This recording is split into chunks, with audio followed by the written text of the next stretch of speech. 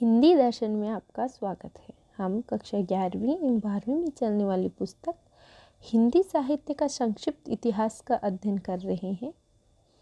पिछली कक्षा में हमने मुल्ला दाऊद की चंदाइन, कुतुबन की मृगावती और जायसी की पद्मावत के संदर्भ में जाना। आज की कक्षा में हम मंझन की मधुमालती के बारे में पढ़ेंगे। मंझन की मधुमालती 16वीं शताब्दी की रचना मानी जाती है। मंझन ने इसकी रचना 1545 ईस्वी में की। इसके नायक का नाम मनोहर और नायिका का नाम मधुमालती है। नायक मनोहर जो होता है वह नायिका मधुमालती के प्रति एक निष्ठ प्रेम में लिप्त होता है। इसे पाने के लिए वह अनेक कष्ट सहन करता है और महासुंदरी जो प्रेमा होती है, तो इसका जो तीसरा पात्र हुआ वह है प्रेमा। तो मधुमालती, मनोहर और प्रेमा का जो प्रणय प्रस्ताव होता है उसको भी ठुकरा देता है। इसमें भी वो सभी कथानक रूढ़ियाँ मिलती है जो प्रेमाख्यानक काव्य में उपलब्ध है। प्रथम दर्शन जन्म प्रेम के साथ साथ पूर्व जन्म के प्रणय की महत्ता इसमें दिखाई गई है। नायिका को पाने के लिए नायक योगी वेश धारण कर घर से निकल जाता है। रास्ते में किसी अन्य राजकुमारी को राक्षस से बचाता है। माँ के श्राप के कारण नायिका पक्षी बन जाती है। कवि का जो मूल उद्देश्य होता है वह उदात्त प्रेम का चित्रण करना होता है। इस ग्रंथ की भाषा अवधी है और इसमें दोहा चौपाई शैली का प्रयोग किया गया है। तो आइए देखते हैं। मंझन ने 1545 ईस्वी में मधुमालती की रचना की। मधुमालती नाम की अन्य रचनाओं का भी पता चलता है, लेकिन मंझन कृत जो मधुमालती है वह जायसी की पद्मावत के 5 वर्ष बाद रचित है। अर्थात जायसी की पद्मावत जो है वो है 1540 ईस्वी में मानी जाती है। इसकी रचना 1545 ईस्वी।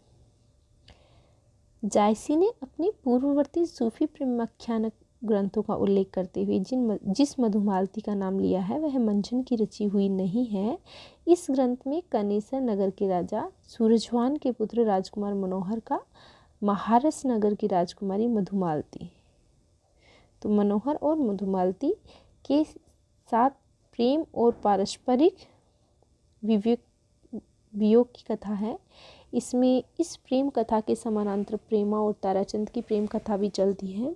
मधुमालती में नायक को अप्सराएं उड़ाकर मधुमालती की चित्रसारी में पहुंचा देती हैं। वहीं नायक नायिका को देखता है, वह दोनों के बीच प्रेम पनपता है। मंझन ने इस कथा में प्रेम का उच्च आदर्श सामने रखा है। सूफी कवियों में नायक की प्रायः 2 पत्नियां होती हैं, किंतु इसमें मनोहर अपने द्वारा उपकृत प्रेमा से बहन का संबंध स्थापित कर लेता है। इसमें जन्म जन्मांतर के बीच प्रेम की अखंडता प्रकट की गई है।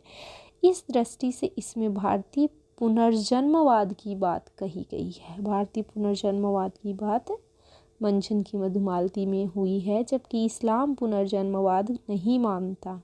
लोक के वर्णन के द्वारा अलौकिक सत्ता का संकेत भी सूफी काव्यों में समान इसमें पाया जाता है। देखत ही पहचान की तोही, एही रूप जेई चंद्रियो मोही, एही रूप बुत एही छपाना, एही रूप रब सृष्टि समाना, एही रूप सकती ओसियु, एही रूप त्रिभुवन कर जियु, एही रूप प्रकटी बहु बेसा, एही रूप जग रंग नरेसा। ये तो किसकी उसमें से लिया हुआ है, रचना में से, मधुमालती में से, जो मंझन कृत है। उस्मान का समय 16वीं 17वीं शताब्दी माना गया है। उस्मान कवि की चित्रावली सन 1613 ईस्वी में लिखी गई थी। ये जहांगीर के समय में वर्तमान थे। उस्मान किसके समय में थे? जहांगीर के समय थे। इनकी रचना कौन सी थी? चित्रावली थी। कब लिखी गई थी? 1613 ईस्वी में लिखी गई थी और ये गाजीपुर के रहने वाले थे। इनके पिता का नाम शेख हुसैन था और ये 5 भाई थे। इन्होंने अपना उपनाम मान लिखा है। ये शाह निजामुद्दीन चिश्ती की शिष्य परंपरा में हाजी बाबा के शिष्य थे। उस्मान के गुरु का नाम कभी पूछ लिया जाता है, हाजी बाबा। ध्यान में रखेंगे किसकी परंपरा, शिष्य परंपरा में थे? निजामुद्दीन चिश्ती की शिष्य परंपरा में। चित्रावली का कथानक कल्पना मिश्रित है। इसमें नेपाल के राजकुमार सुजान और रूपनगर की राजकुमारी चित्रावली के साथ विवाह वर्णन अत्यंत सरस रूप में हुआ है। रचनाकार अपने रचना विधान में जायसी से प्रभावित रहा है। जायसी की ही पद्धति पर नगर, सरोवर, यात्रा, दान, महिमा आदि का वर्णन चित्रावली में भी देखने को मिलता है। तो जो चित्रावली है उसमें जायसी की पद्धति है उसको अपनाया गया है। इसमें सूफी और सूफी प्रेमाख्यान इतर काव्य की परंपराओं और काव्य रूढ़ियों का सुंदर प्रयोग हुआ है। इस काव्य में विरह वर्णन के अंतर्गत षड ऋतु का वर्णन सरल और मनोहर है। ऋतु बसंत नूतन बन फूला, जह जह भोर कुसुम रंग फूला, आही कहाँ को भवर हमारा, जेही बिनु बस बसंत उजारा। रात बरन पुनि देखिन जाई, मानहु दवा देही दिसिलाई, रतिपति दूर व ऋतुपति बली, कानन देहि आई दलमली। तो कितना सरल और मनोहर ऋतुओं का वर्णन यहाँ किया गया है, वो आप देख रहे हैं। इसके अतिरिक्त सूफी काव्य परंपरा के अन्य उल्लेखनीय कवि और काव्य इस प्रकार हैं। शेख नवी ने 1619 ईस्वी में ज्ञानदीप नामक काव्य लिखा। कासिम शाह ने 1731 ईस्वी में हंस जवाहिर लिखा। नूर मोहम्मद ने 1744 ईस्वी में इंद्रावती लिखा। 1764 ईस्वी में अनुराग बांसुरी लिखा। नूर मोहम्मद ने अनुराग बांसुरी में शरीर, जीवात्मा, मनोवृत्तियों को लेकर एक रूपक बांधा गया है। इन्होंने चौपाइयों के बीच में दोहे न रखकर बरवे लिखे हैं। ये प्रश्न कई बार पूछा हुआ है कि अनुराग बांसुरी में शरीर, जीवात्मा और मनोवृत्तियों को लेकर रूपक बांधा है, जो इन्होंने क्या किया है, चौपाइयों के बीच में दोहे न रखकर बरवे रखने का प्रावधान किया है। कि इन्होंने नूर मोहम्मद ने। एक और विशेष बात आप ध्यान रखेंगे कि जो इंद्रावती रचना है 1744 ईस्वी की, आचार्य रामचंद्र शुक्ल जी इस ग्रंथ को ही सूफी पद्धति का अंतिम ग्रंथ मानते हैं। और जो अनुराग बांसुरी है वह फारसी भाषा में रचित है। तो नूर मोहम्मद की जो दो रचनाएं हैं इन्हें आप अच्छे से ध्यान में रखेंगे, इंद्रावती और अनुराग बांसुरी। इंद्रावती से आचार्य रामचंद्र शुक्ल जी सूफी पद्धति का अंतिम ग्रंथ इसको मानते हैं। और नूर मोहम्मद के संदर्भ में एक और प्रश्न जो आपने यहाँ पढ़ा, इसमें दोहे के बीच बरवे वाली बात यह भी पूछा जाता है कि इन्होंने अपनी रचना शैली में चौपाइयों के बीच में दोहा छंद का प्रयोग ना करके बरवे छंद का प्रयोग किया है।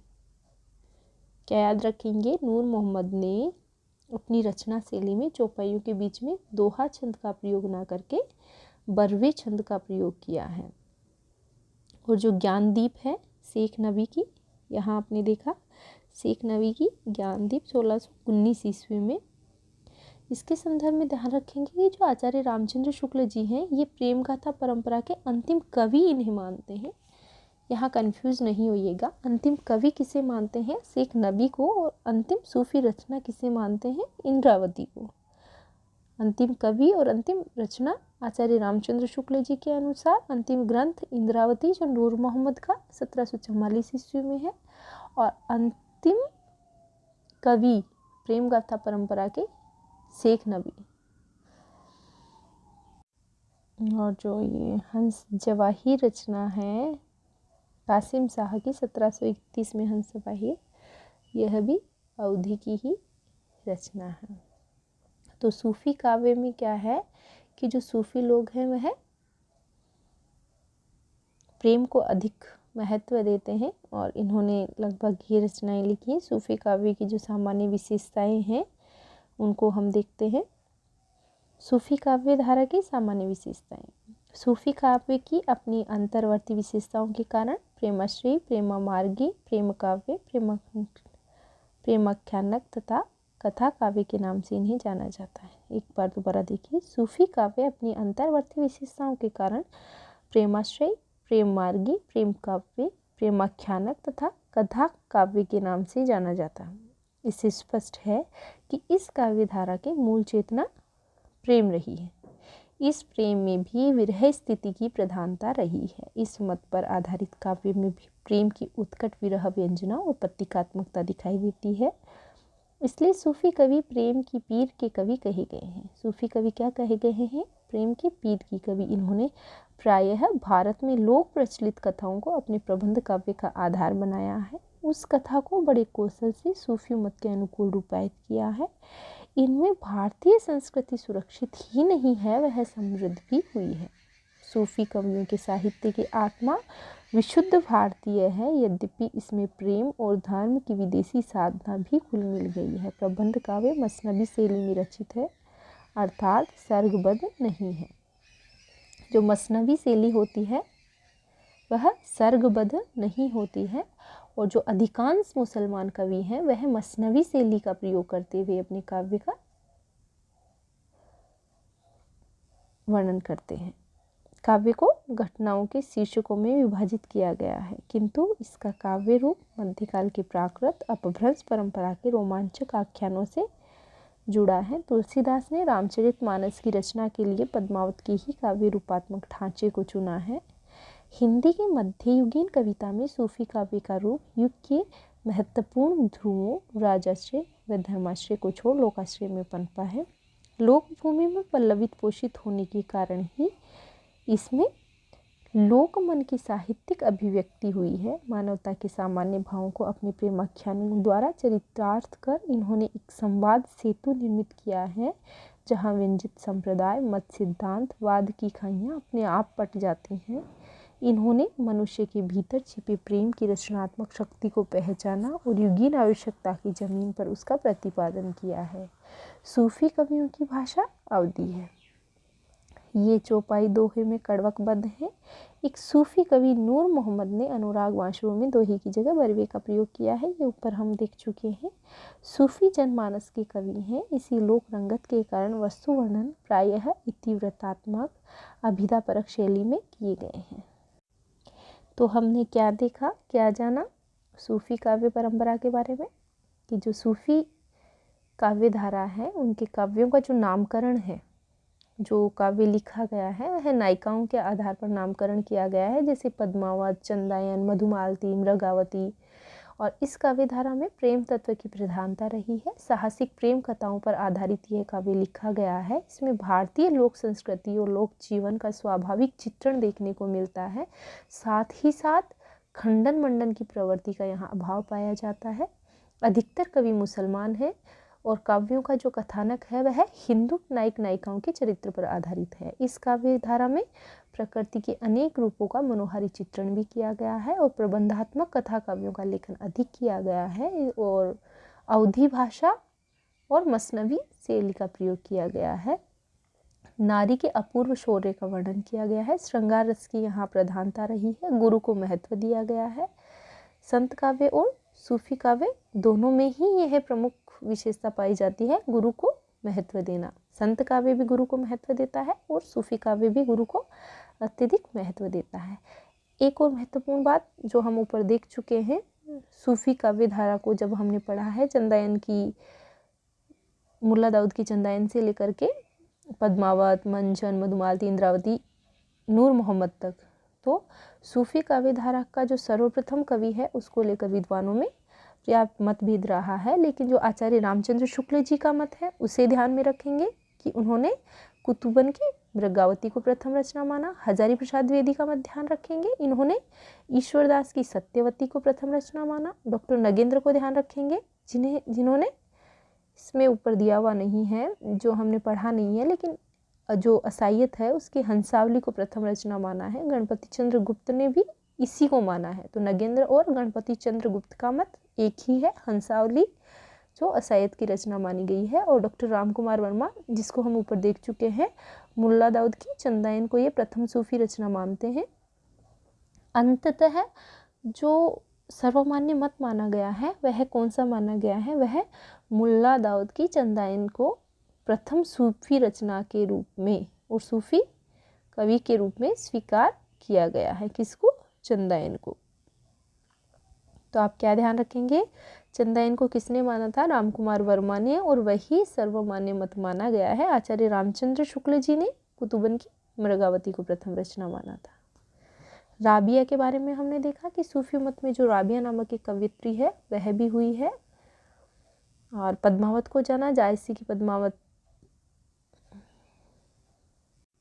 1540 ईस्वी में पद्मावत लिखा गया है, जिसकी हिजरी संवत के रूप में देखें तो, और 1540 याद रखेंगे आप ईस्वी के रूप में। शुक्ल जी ने इस रचना को हिंदी साहित्य का प्रथम बड़ा महाकाव्य माना है। 57 खंडों में इसका विभाजन है। सूफी काव्य परंपरा का ये प्रौढ़तम काव्य भी माना जाता है, और इसमें चित्तौड़ के राजा रत्नसेन और सिंघलदीप की राजकुमारी पद्मावती का चित्रण किया गया है। इसके जो कथावस्तु है पद्मावत का वह 2 भागों में बांटा गया है, पूर्वार्ध भाग और उत्तरार्ध भाग। जो पूर्वार्ध भाग है वह रत्नसेन और पद्मावती के विवाह की कथा तक है, और जो उत्तरार्ध भाग है वह विवाहेतर जीवन की कथा का वर्णन करता है। तो जो पूर्वार्ध भाग है वह कल्पना प्रस्तुत माना गया है, और जो उत्तरार्ध भाग है वह ऐतिहासिकता को लिए हुए हैं।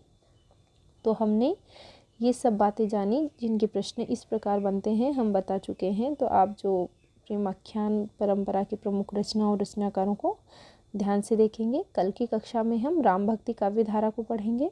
आज के लिए इतना ही, धन्यवाद।